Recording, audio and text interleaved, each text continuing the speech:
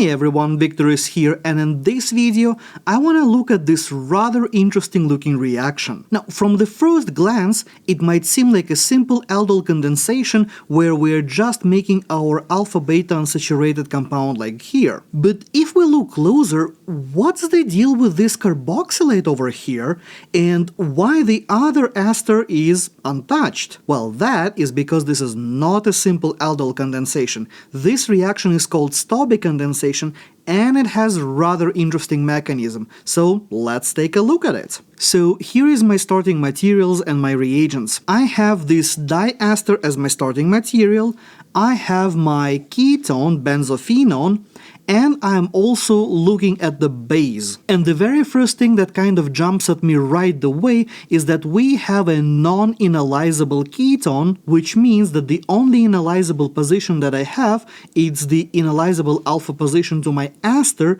and since I have a symmetrical diester, it doesn't matter which alpha position I choose, so I'll go with this one. So I'm going to show our alpha protons and our base, and what's going to happen here, the base is going to come in, pull one of those protons off like this, giving us our enolate. Now, the next thing that's going to be happening here, we are going to bring our carbonyl, and since carbonyl is going to be the electrophile, the enolate, which is our nucleophile in this case, going to react with our electrophilic carbonyl like this, and we are going to be making a new carbon-carbon bond between the alpha position of our enolate and our electrophile, our carbonyl, giving us the following negatively charged intermediate, and of course the new bond that we have just created is sitting right over here. Now, next thing in the normal aldol condensation would be protonation of our O-. However, in this case, O- is going to be playing a role of a nucleophile, so this is a negatively charged species, so this is a nucleophile, and interestingly, right next to that nucleophile, we have an electrophile in the form of that carbonyl. So instead of doing the proton transfer, our nucleophile and our electrophile are going to react with each other, making a new carbon-oxygen bond right over here. So this is my new bond. At that point, this is a normal tetrahedral intermediate, and as any other tetrahedral intermediate, it is going to kick our leaving group out. In this case, the leaving group is going to be ethoxide, and we are going to get the following 5-membered ring as our product of this step. But here is the deal though.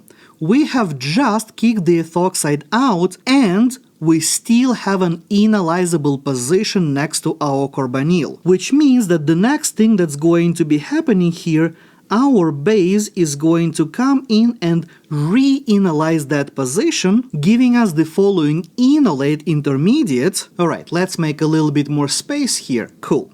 So now, since we have this enolate, the next thing that this enolate can do, we can kick our leaving group out, which in this case is essentially going to be this portion of the molecule. And what that would do, that would essentially give us our final product by breaking the carbon-oxygen bond and creating our alpha-beta unsaturated compound over here. Of course, from this point on, if we don't like our compound to be negatively charged, we can just write that we have the counter ion here, which is going to be potassium, and if we don't like that part, we can do the acidic workup, giving us the final product, which is going to be neutral carboxylic acid in this case. So this is how we are going to end up with a molecule where one ester is hydrolyzed and another ester stays just as is. Pretty cool, huh? Have you ever seen mechanisms like that?